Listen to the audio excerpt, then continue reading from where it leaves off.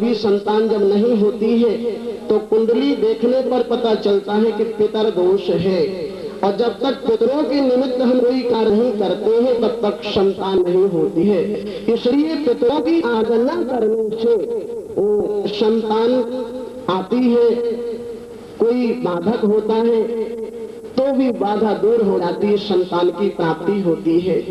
अगर हम ये चाहें कि बलवान बने तो मर्द गणों की उपासना करें, परंतु राजा परीक्षित ने कही महाराज ये तो आपने अलग अलग बता दिया, लेकिन जो ये चाहे कि एक की पूजा करने से सबकी पूजा हो जाए, ऐसा भी कोई आराधना या कोई मंत्र है क्या? तब महाराज सुखदेव स्वामी ने कहा कि राजन, अकाम सर्व काम मोक्ष काम उदार, अकाम सर्व काम मोक्ष काम उदार, रूप भक्ति योग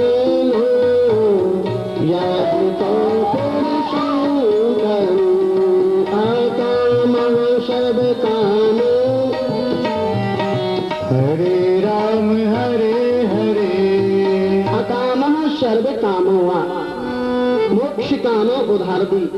जो भी हमारी कामनाएं हैं और मोक्ष तक की कामनाएं हैं तो खाली भगवान विष्णु की आराधना करने से, नारायण की आराधना करने से सबकी आराधना हो जाती है। अकामः सर्व कामो मोक्ष काम उदार भी त्रिवेण भक्ति योगेन यजेत पुरुषम परम।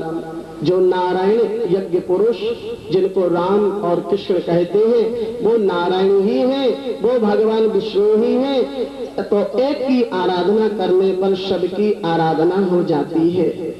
राजा परीक्षित ने कहा कि महाराज मैंने सुना है कि भगवान संसार को बनाते हैं, अगर नारायण ही संसार को बनाते हैं तो किस प्रकार से भगवान सृष्टि करते ये हम जानना चाहते हैं। श्रीमद् भागवत में 3 बार ऐसा प्रसंग आया है जिसमें सृष्टि का वर्णन किया गया है। यहाँ द्वितीय स्कंद में, तृतीय स्कंद में और आगे सृष्टि का वर्णन आता है। तो यहाँ भगवान सुखदेव स्वामी कहने लगे, राजन जब इस संसार में बिल्कुल कुछ नहीं था, जल ही जल था, तो जैसे मैंने कल भी निवेदन किया था कि भगवान नारायण से ब्रह्मा जी, तो ब्रह्मा जी का जन्म होने के बाद ब्रह्मा को नहीं मालूम पड़ी कि मुझे जन्म देने वाला कौन है। 1000 वर्ष तक श्री ब्रह्मा जी महाराज ने तप किया और कमल के नाल से नीचे आए, फिर ऊपर जाए, फिर नीचे आए, फिर ऊपर जाए, लेकिन उन्हें नहीं मालूम पड़ी मुझे जन्म देने वाला कौन है। और सच में ऐसा ही लगता है। हम आप लोग भी आंख बंद करके देखें तो हमें स्वयं पता नहीं है कि बाकी हमारा जन्म किसने दिया है। हम तो इन्हीं सांसारिक माता पिता को ही अपना पिता मान लेते, लेकिन नहीं, यहाँ तो क्षण भर के लिए माता पिता है और मरने के बाद, मृत्यु के बाद जहाँ हम जाते हैं वो परम पिता है जिनके गोद में हम खेलते रहे हैं। अब हम यहाँ आ गए हैं, वहां लौट करके जाना है। ब्रह्मा जी महाराज ने भगवान नारायण का दर्शन नहीं किया, लालसा मन में है, तो 2 शब्द सुनाई दिए। जो वर्णमाला है, वर्णमाला के 2 शब्द सुनाई दिए, 16 में तो 16वां और 21वां, 16वां और 21वां, ता और पा, यानी आप तप करें तब आपको मालूम होगा कि आपको बनाने वाला कौन है। श्री ब्रह्मा जी महाराज ने भगवान की आराधना की, तप किया, भगवान नारायण का दर्शन हो गया। भगवान नारायण का दर्शन हुआ, ब्रह्मा जी महाराज को चतुश्लोकी श्रीमद् भागवत का पान प्रभु नारायण ने कराया। आन मिलो घनश्याम बहुत दिन बीत गए, मुझे आन मिलो भगवान बहुत दिन बीत गए, मुझे आन मिलो घनश्याम बहुत दिन बीत गए, मोहियान मिलो घनश्याम, बहुत दिन बीत गए, बीत गए, निकाल गए, बीत गए। सभी लोग गाएं, ताली निकल गई, बीत गए, निकल गए, बीत गए, निकल गई। आन मिलो घनश्याम, बहुत दिन बीत गए, आन मिलो घनश्याम, बहुत दिन बीत गए। बंशी वाले बंशी बजा जा, बंशी बजा जा, हुए के भाग जगा जा, सो भाग जगा जा, मीरा के घनश्याम, बहुत दिन बीत गए, आजी मीरा के घनश्याम, बहुत दिन बीत गए। मोहियान मिलो घनश्याम, बहुत दिन बीत गए, मोहियान मिलो घनश्याम, बहुत दिन बीत गए।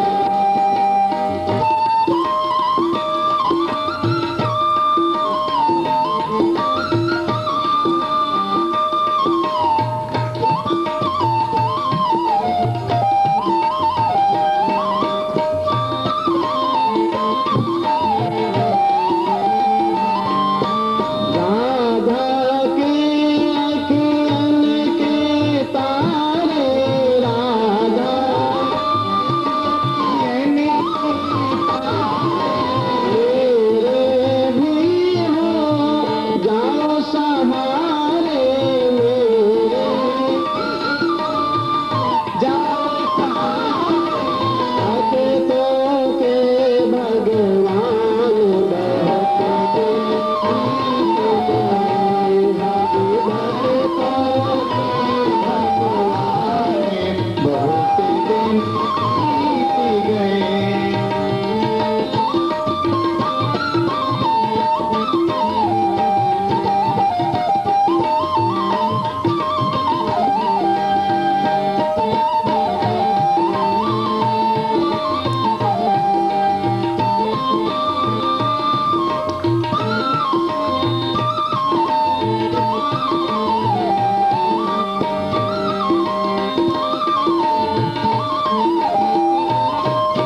रास बिहारी रास रचा जा, रास बिहारी रास बिहारी रास रचा जा, रास रचा जा, रूप श्यामर दर्श करा जा, दर्श करा जा, जीवन की हो गई शाम, बहुत दिन बीत गए, आजी जीवन की हो गई शाम, बहुत दिन बीत गए।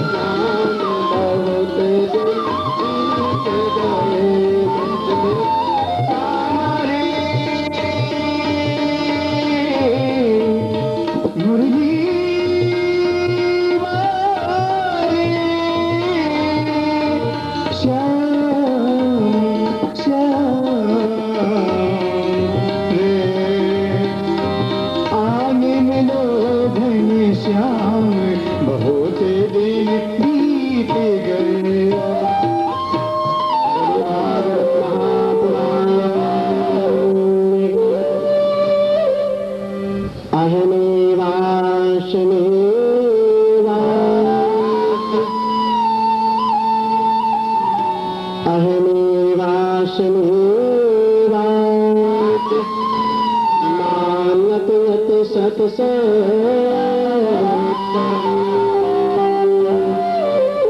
पश्चादहन्यते तच्च अवशेत सो।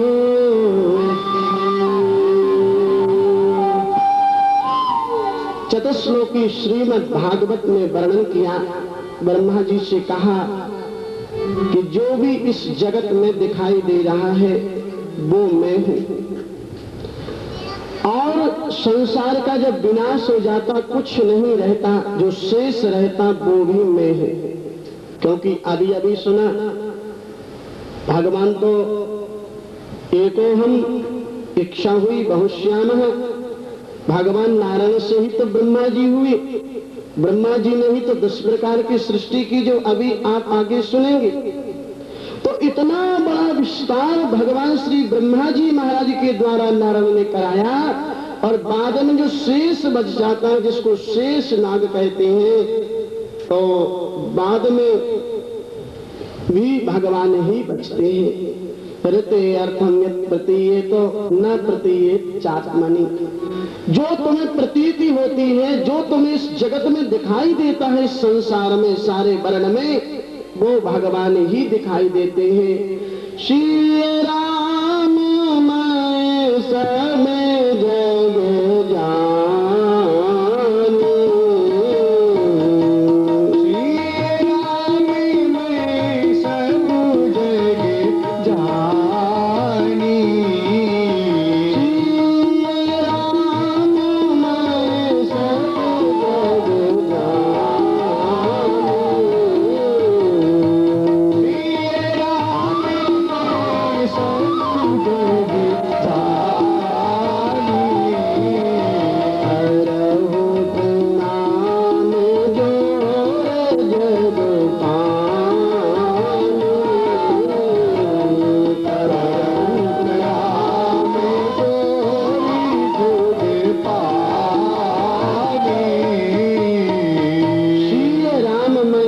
जग जग जानू।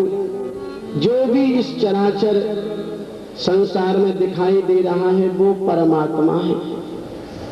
जैसे हम लोग चारों धामों की यात्रा करते हैं, तो आज की परंपरा नहीं है, सनातन परंपरा है। जिन दिनों में कोई साधन भी नहीं होता था साइकिल का, उन दिनों में भी लोग पैदल यात्रा करके चारों धामों की और तीर्थ यात्रा करते। महाराष्ट्र के एक संत हुए जिनका नाम है एकनाथ। 50 संत साध में है। आप चले और सीधे गए गंगोत्री में, हर हर गंगे करके खूब आपने स्नान किया। आप जानते हैं ना कि गंगोत्री से गंगा जल लाए और जाकर के रामेश्वरम में शिव जी महाराज पर जलाभिषेक करें। ये पुरानी परंपरा है। एक ना एक दिन तो जरूर ये शुभ कार्य करना चाहिए। तो एकनाथ जी के साथ में 50 संत चल रहे हैं। चलते चलते चलते चलते 6 महीने व्यतीत हो गए, लेकिन कहाँ तो गंगोत्री है और कहाँ जाकर के रामेश्वरम है। तो साधु अपना थोड़ा थोड़ा चलते चलते उनको 6 महीने व्यतीत हो गए। रामेश्वरम जब बिल्कुल नजदीक आने वाले थे तो एक कुम्हार और उसका गधा खर वो प्यास के मारे बेचैन था। साधुओं के पास में आया, महाराज आपके कमंडल में तो 5-5 किलो जल है, मेरा गधा प्यास के मारे मर रहा है, लाओ इसके मुख में थोड़ा सा जल पिला दो ताकि ये मरे नहीं जिंदा हो जाए, मेरी भी रोजी रोटी मारी ना जाए। संतों ने कहा, बा अच्छा पागल से पाला पड़ गया है, 6 महीने चलते चलते हो गए। अब रामेश्वरम 1 किलोमीटर तो बचे हैं, तो रामेश्वरम में भगवान शिव जी को जल चढ़ाए, तेरे गधे को जल पिला दे। चल हट पागल कहीं का, आया जल पिलाने वाला। किसी भी संत ने जल नहीं पिलाया, लेकिन जब एक नाथ को मालूम पड़े तो वो तो दौड़ पड़े। और वो जानते थे कि श्री राम में सब जग जानी। अगर परमात्मा सब जगह पर है भगवान, तो इस गधे में भी भगवान होंगे, और अगर गधे में भगवान होंगे तो जरूर शिव जी महाराज मेरे जल को स्वीकार करेंगे। कुम्हार से कहा अपने गधे का मुख जना ऊपर करो, और जैसे उसने ऊपर किया तो आपने जैसे अभिषेक करते हैं दोनों हाथ से कमंडल पकड़ लिया, और जो गंगा जल छोड़ा हर हर महादेव हर हर महादेव हर हर महादेव करके डाला, तो उस गधे का तो पता नहीं चला। शंकर दादा उसमें से प्रकट हो गए। बोलो शंकर भगवान की जय। शंकर दादा उसमें से प्रकट हो गए। कहने लगे, अरे एक नाथ, तुमने तो हमको गधे के रूप में भी पहचान लिया। तो एक नाथ ने कहा, प्रभु आप ही बताओ, क्या गधे के रूप में आप नहीं रहते हैं? आप ही ने तो कहा है कि मैं प्रत्येक कण कण में वास करता हूँ। श्री राम मैं सब जग जानू, श्री राम मैं सब जग जानी, करहु प्रणाम जोर जोग पान, करहु राम जोरी जोग पानी। श्री राम मैं सब जग जानी, करहु प्रणाम। प्रति अर्थम प्रतीयेतो ना प्रतीयेत चात्मनि। जो इस जगत में दिखाई दे रहा है, जो नहीं दिखाई दे रहा है, जो है और नहीं है, वो सब परमात्मा है, वो सब नारायण है। तो इस प्रकार से आज ब्रह्मा जी को ज्ञान की प्राप्ति हो गई। और स्वामी अखंडानंद जी महाराज जब इन 4 श्लोकों पर व्याख्या करते, तो जितने भी कथावाचक हैं, जितने भी संत हैं, जितने भी विद्यार्थी हैं, इन सबकी ही भीड़ होती स्वामी अखंडानंद जी की इन 4 श्लोकों। और ये 4 श्लोक जब वो व्याख्या करते तो पूरा सावन का महीना निकल जाता, लेकिन स्वामी जी की व्याख्या पूरी नहीं होती। कहते जब फिर आगे मौका मिलेगा तो फिर बोलूंगा। और जो हमारे जय दयाल गोविंद का हनुमान प्रसाद पोद्दार जी, तो इन 2 महापुरुषों ने जो टीका करवाई है श्रीमद् भागवत की, तो स्वामी अखंडानंद जी महाराज जिन दिनों गृहस्थ में बनारस में रहते थे, तब उनका नाम था शांतन नंद मिश्र परिवार से थे।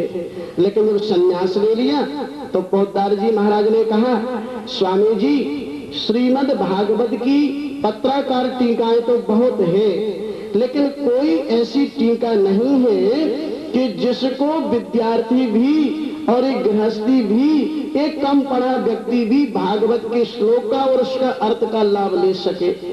तब आप गीता प्रेस पधारे गोरखपुर, और वहां स्वामी जी बहुत दिनों तक रहे, और वहीं पर श्रीमद् भागवत की जो अब हिंदी आती है, एक तरफ श्लोक है दूसरी तरफ हिंदी है, 2 भागों में जो भागवत जी आती हैं, वो स्वामी अखंडानंद जी की ही देन है। नहीं तो टीकाएं तो अनंत हुई, लेकिन इस प्रकार की टीका सरल स्वामी अखंडानंद जी महाराज की देन है, जो साधारण से साधारण व्यक्ति कथा के लिए उसको उपयोग में लाता है, और बहुत जल्दी कथा की उससे तैयारी हो जाती है। तो इस प्रकार से आज श्रीमद् भागवत की इन 4 श्लोकों को दिव्य ज्ञान उपदेश दिया। लेकिन राजा परीक्षित को ना जाने क्या सूझा, राजा परीक्षित ने तो बीच में प्रश्न कर दिया। श्री